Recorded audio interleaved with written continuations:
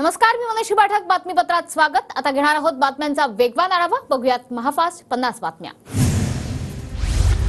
नागपुरात मुख्यमंत्री माझी लाडकी बहीण योजनेच्या निधी वाटपाचा कार्यक्रम. मुख्यमंत्र्यांसह दोन्ही उपमुख्यमंत्र्यांची हजेरी, तर रेशीमबाग मैदानावर ग्रामीण आणि शहरी भागातल्या महिलांची मोठी गर्दी. लाडकी बहीण योजना बंद करण्यासाठी काँग्रेसचे वडपल्लीवार कोर्टात गेले. काँग्रेस पदाधिकारी अनिल वडपल्लीवारांवर फडणवीसांचा निशाणा, तर तुमचा देवाभाऊ योजना बंद होऊ देणार नाही, फडणवीसांची ग्वाही. नागपुरात लाडकी बहीण योजनेच्या कार्यक्रमावर आशा सेविकांचा बहिष्कार. आश्वासनानंतरही मागणी पूर्ण केली जात नसल्यानं आशा सेविका आक्रमक. मानधनाचं आश्वासन पूर्ण करण्याची आशा सेविकांची मागणी.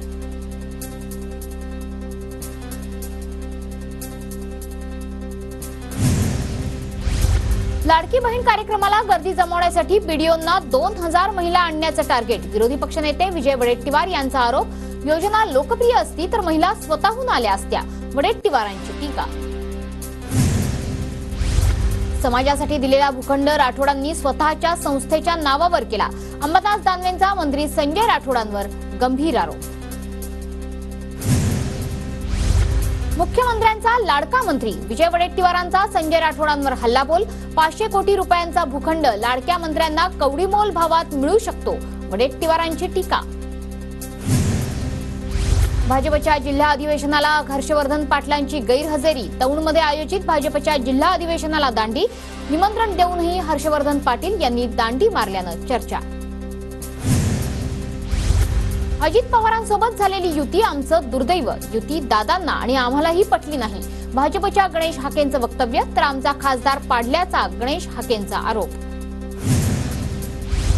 मोदी शहा फडणवीसांसोबत चर्चा करून युती केली. माझे खालचे कार्यकर्ते वेगवेगळं बोलू शकतात. भाजपच्या गणेश हाकेंवर अजित पवारांचा पलटवार.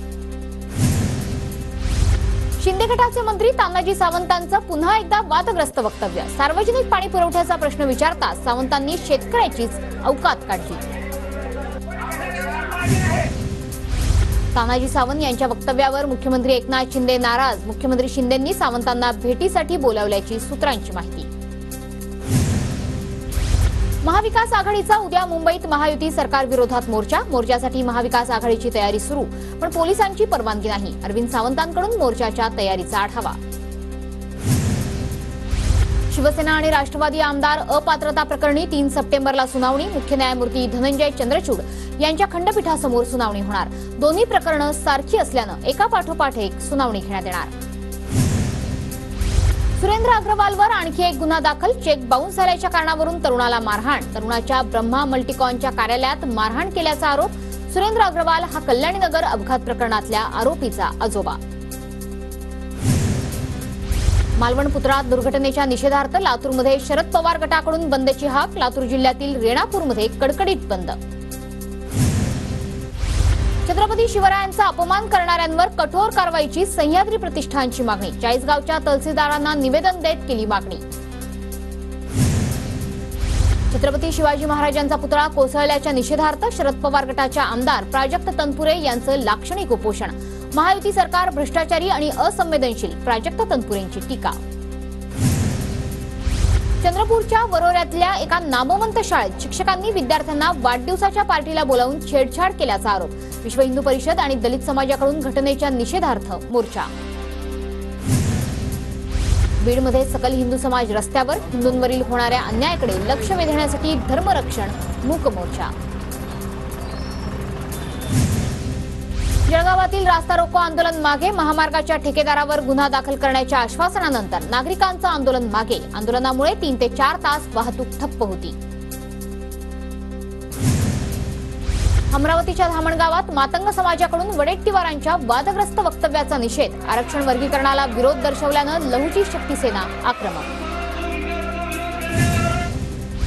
वर्ध्यात उपविभागीय अधिकारी कार्यालयात धडक मोर्चा. गिरणी कामगारांच्या विविध प्रश्नांवरून कर्मचारी आक्रमक.